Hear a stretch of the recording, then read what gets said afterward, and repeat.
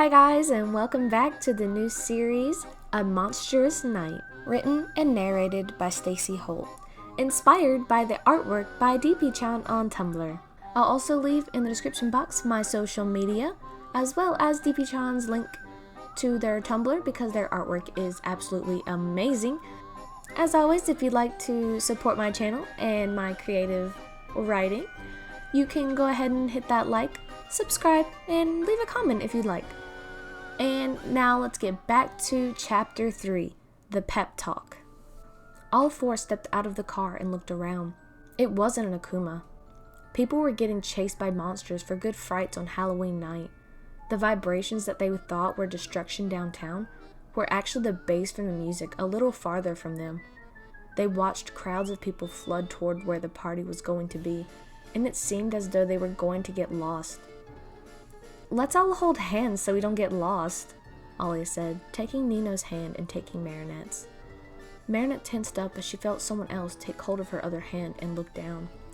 She followed it up and saw Adrien quietly smiling at her, like it was no big deal. Her face flushed once again, and they tried making their way through the crowd of people. The night air was crisp, but not too cold, which still gave a slight cold chill every once in a while.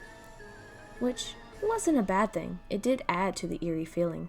They all made their way over to a table that was empty and sat their bags down. Nino and Adrien decided to go get everyone drinks while Alia leaned over to Marinette. "Tonight is the night," Alia smiled. "Wait, what? What do you mean?" Marinette gasped. "We are making this happen, girl.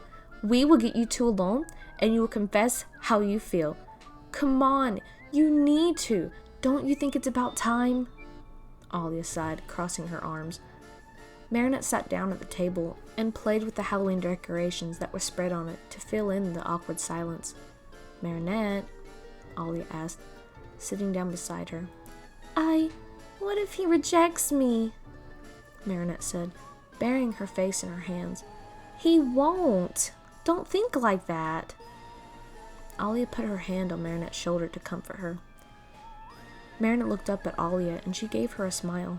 Just as Marinette was going to start talking about how she could even begin to confess and when, Adrien and Nino walked over and sat down their drinks on the table. "Here you go, Marinette," Adrien said, placing a drink in front of her. "Oh, thanks," Marinette said, smiling. Alia looked over to Nino, who was taking a sip of his drink, and nodded to him, a look of determination in her eyes. He nodded in response and finished his drink and sat it on the table. "Wow, that was really good. But we shouldn't waste any more time on drinking beverages when we could be dancing. Alia, would you like to dance?" Nino smiled, giving his hand to her like a gentleman. "Frankly, I didn't know that you could dance," Alia teased, hinting at his costume. "Good one, babe, but my dancing skills are electrifying," Nino laughed. Okay, calm down, you two. You two are making worse jokes than Cat Noir," Marinette laughed. Everyone turned to look at Marinette. Oh, yeah. She had forgotten that they didn't know that he stopped by every once in a while. That time I had to help with saving Paris when Nathaniel was akumatized? Yeah, he made a lot of cat jokes." Marinette laughed nervously, trying to save herself. Adrien turned to Alia and Nino. They didn't seem surprised. "It's okay, girl. We all know Cat Noir visits you. Well, except Adrien. Cat Noir is a good friend to Marinette." Alia smiled awkwardly, trying not to make it seem that Marinette liked Cat Noir, so that Marinette could still have a chance with Adrien. "It's all good. He visits me sometimes too." He smiled. Huh? Cat Noir never mentioned that he visits her crush. What all has he told Adrien? He better not have said anything to embarrass her, or that cat is dead. "You okay, Marinette? You look a little pale," Adrien said, leaning down to look at her a little closer. As soon as she snapped out of her thoughts and realized how close his face was, her face started turning a bright shade of red. "Oh, never mind. It must have been the lighting in here or something." Adrien smiled, leaning out. "Well, about that dance," Nino said. "Thought you'd never ask," Alia said.